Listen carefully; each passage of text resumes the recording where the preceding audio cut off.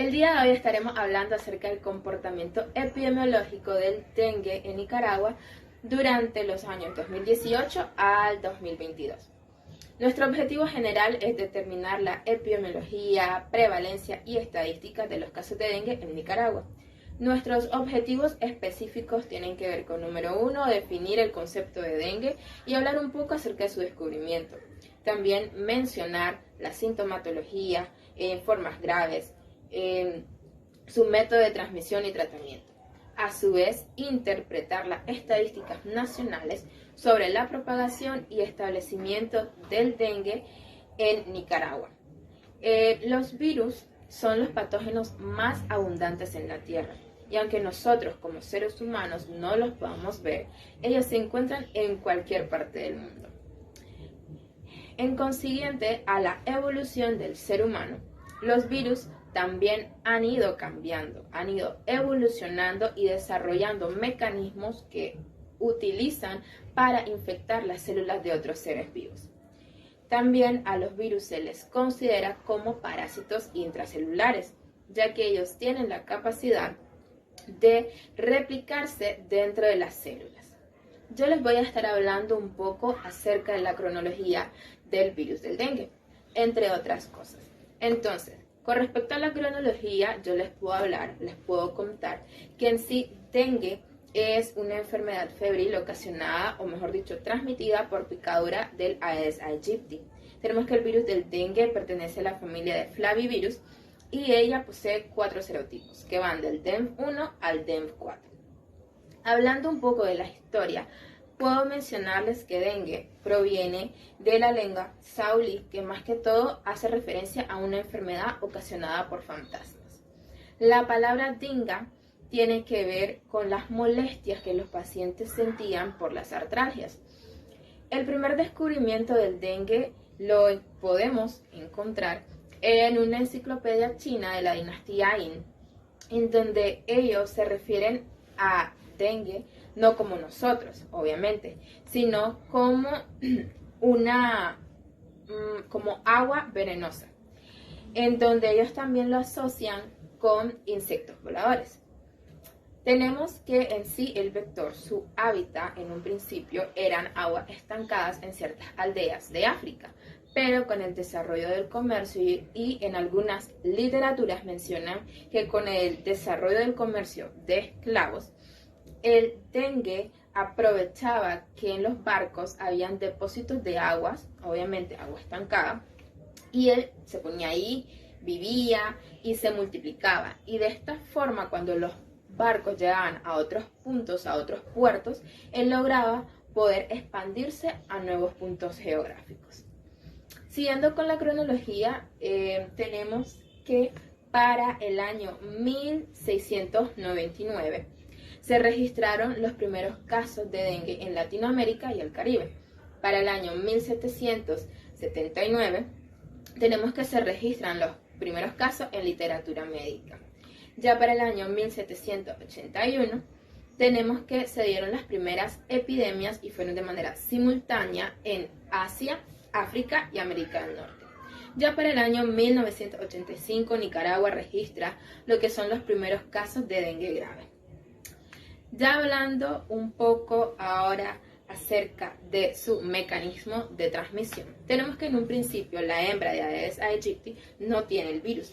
Entonces ella va y pica a un vertebrado virémico, obteniendo lo que es el virus. Entonces el virus entra a su cuerpo, va a lo que es el intestino e infecta las células endoteliales, del intestino medio. Entonces, a su vez, también ella llega a infectar lo que son las glándulas salivales. Ahora, este mosquito obviamente necesita seguir alimentándose. Entonces, al picar a otro huésped, nuestro huésped susceptible, ella regurgita en su saliva el virus y este es introducido en la sangre del nuevo huésped. Obviamente que hay otras formas de obtener el virus. Tenemos la de madre a hijo, que más que todo esto sucede durante el parto y se le conoce como una vía de transmisión vertical, o bien por donación de órganos. Hablando ya acerca de las fases del dengue, tenemos que son 3, que son la fase febril, fase crítica y la fase de recuperación.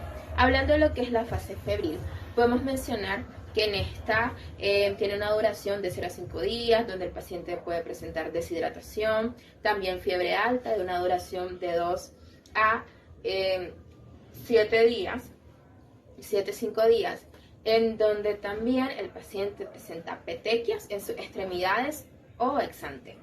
Con respecto a su fase crítica, tenemos la fase del shock, debido a la extravasación de plasma, en donde también el paciente puede presentar hemorragia grave. Esto puede durar de 24 a 48 horas. El paciente a su misma vez puede presentar ascitis, derrame pleural.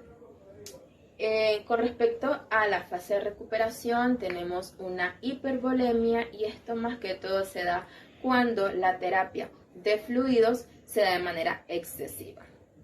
Ahora, hablando acerca de su sintomatología, tenemos que tener en cuenta ciertas definiciones. Por ejemplo, el paciente con dengue probable, que son aquellos más que todo que tienen de 2 a más criterios, que serían dolores y molestias, como los dolores retroorbitales, cefalea, mialgia, artralgia. También los que presentan náusea, vómito, anorexia, en aquellos pacientes que tienen leucopenia, signos y síntomas de alarma y síntomas de hemorragia. También tenemos lo que son los signos y síntomas de alarma, que más que todo son dolor abdominal o sensibilidad al tacto. También aquellos pacientes que presentan letargia, irritabilidad, los pacientes que presentan hepatomegalia. Después tenemos lo que es el dengue grave. En el dengue grave más que todo es pérdida significativa de plasma. Tenemos hemorragia, que el paciente empieza a convulsionar, letargia. Ahora, hablando ya acerca de la clasificación, tenemos lo que es el dengue sin signos de alarma. Con respecto al dengue sin signos de alarma, son aquellos que tienen de 2 o más criterios, que son los que voy a mencionar ahorita, que sería dolor, cefalea, mialgia, artralgia, náuseas, anorexia, leucopenia. Con respecto a los que son dengue con signos de alarma, son aquellos que tienen dolor abdominal, hepatomegalia, letargo, convulsiones. Y ya por último tenemos al dengue grave, que en sí, resumido, son aquellos pacientes que tienen una importante fuga de plasma y que también pueden presentar hepatomegalia, o miocardiopatías. Hablando un poco de epidemiología, tenemos estadísticas del año 2022 sobre casos sospechosos, casos confirmados y casos graves de dengue. En los casos sospechosos tenemos un total de 69.267 de sospecha en Nicaragua. Profundizando un poco más, encontramos que los lugares de mayor incidencia han sido Managua, con 15.147 casos, León, con 9.162, Masaya, con 6.235, Granada, con 6.213, Chinandega, 6.031, Rivas, 4.177, Matagalpa, igual 4.177, y con menor incidencia tenemos Madrid, con 857 casos, y la región autónoma del Atlántico Sur, con 933 casos. En casos confirmados tenemos un total de 3.098 en Nicaragua, siendo Managua el de mayor incidencia con un total de 1.684 casos confirmados en lo que va del año, y Boaco ha sido el menos afectado con un total de 3 casos. Por último, encontramos lo que concierne a dengue grave con un total de 23 casos, encontrando a Managua con 14 casos, Chinandega con 3, Granada con 2 y los departamentos de Masaya, Madrid, León y Bogaco solo presentaron un caso de dengue grave en lo que va del año. A continuación estaremos hablando sobre los programas y abordaje.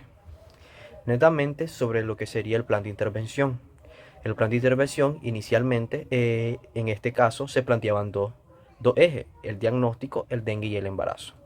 Si hablamos de diagnóstico, hablamos de que la sospecha temprana de dengue es muy importante, para la atención médica del paciente, la detección de casos graves y la confirmación de la enfermedad y el diagnóstico diferencial. Por eso el tratamiento precoz es importante, aunque no se confirme el caso sospechoso aún. Si hablamos sobre el dengue y el embarazo, decimos que se trata de igual forma a una mujer que esté embarazada a una que no lo esté, pero se toma en cuenta los cambios fisiológicos de la mujer por el embarazo, considerando las complicaciones como hemorragia uterina o cambios en la presión arterial, que con el debido cuidado estaría cursando esta mujer un embarazo con normalidad. Ya sea que nosotros tratemos también de forma concomitante cualquier tipo de enfermedad crónica que ésta padezca, ya sea una diabetes o alguna hipertensión. Si hablamos de la propuesta que nosotros queremos implementar, una propuesta de intervención a esta problemática, nosotros lo hacemos bajo una problemática, ya sea que el fracaso de las campañas preventivas tradicionales están basadas en el control de Aedes aegypti, mediante la aspersión de insecticidas del efecto adulticida. Entonces esto nos ha obligado a plantear nuevas perspectivas de posibles soluciones al problema. Por lo tanto, planteamos una estrategia que está basada en 5 ejes.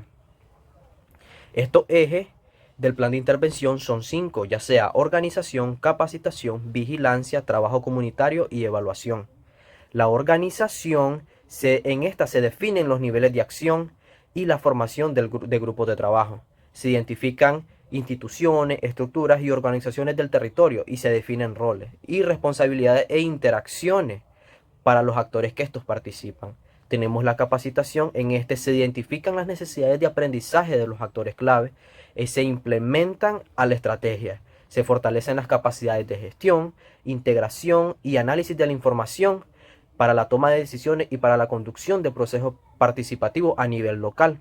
Se realizan talleres temáticos para el perfeccionamiento de las participaciones a nivel local. Se realizan talleres temáticos para el perfeccionamiento del trabajo comunitario y la prevención del dengue, y se ofrece asesoría, adiestramientos durante la introducción en la práctica de los aprendizajes. También la vigilancia. Esta vigilancia se hace de forma integrada. ¿Por qué? Porque se realiza la identificación y el mapeo de los macrodeterminantes del dengue en estos sitios donde se cría el vector, los síndromes febriles inespecíficos y los viajeros procedentes de áreas endémicas de dengue. Se determinan los sitios de mayor vulnerabilidad a la transmisión de la enfermedad y se fortalece la capacidad de detección de situaciones de alerta ambiental, entomológica y epidemiológica. También el trabajo comunitario. ¿Por qué? Porque se realizan diagnósticos participativos. Se elaboran y ejecutan planes de acción. Se diseñan e implementan estrategias locales de comunicación y movilización social. Se establece la vigilancia comunitaria del dengue y la evaluación participativa de las acciones efectuadas. Tenemos también lo que sería la evaluación. Se evalúa el proceso de implementación, los cambios de comportamiento, la evolución de la infestación de Aedes aegypti y el impacto de la transmisión del dengue. También, si nosotros hablamos sobre otros planes de intervención que se realizan a nivel nacional en Nicaragua, podemos hablar de uno, lo que es el caso de Operación Dengue de la Cruz Roja, que está basado solamente en 3 ejes: la capacitación y salud de emergencia. ¿Qué es la capacitación y salud de emergencia? Pues es relevante la formación de líderes comunitarios, docentes, estudiantes y voluntarios de la Cruz Roja nicaragüense, con el fin de que sean capaces de promover en sus entornos inmediatos procesos de información y sensibilización en la prevención del dengue a través de la reducción de los criaderos de zancudos. Entonces, para ello estas personas reciben lo que es la capacitación para conocer el virus del dengue, los síntomas y señales de peligro y formas de transmisión de este. Como segundo eje tenemos la planificación comunitaria. Pues la planificación comunitaria, o en otro caso, implementación de actividades del control del vector, esta es a nivel comunitario. Pues se utilizan metodologías participativas en donde nosotros vamos a integrar las actividades de control del vector para la prevención del dengue, ya sea dengue, zika o chikungunya, y en primera instancia se realiza un plan comunitario en salud y se implementa actores de control vectorial. Tenemos el saneamiento y promoción. Pues aquí nosotros hablamos netamente sobre la planificación comunitaria, implementación de actividades sobre saneamiento, promoción de higiene a nivel comunitario y escuela. Y pues aquí se realizan coordinaciones con los líderes de cada barrio, o comunidad para la realización de visitas domiciliares. Asimismo, con cada centro de salud para que las jornadas de limpieza se realicen de manera conjunta. Podemos concluir que esta investigación cumple con todo lo establecido estadísticamente, así como su historia. Y es importante destacar que el dengue representa un problema de salud a nivel nacional, así como latinoamericano, ya que estas son zonas altamente endémicas y es deber de todos prevenirlo. Más de nosotros que nos encontramos en el ámbito médico, poder hablar sobre las medidas de prevención, implementar cada una de estas medidas que están establecidas por el Ministerio de Salud correspondiente. Así que prevenir del dengue es deber de todos. Me despido y muchas gracias por su atención.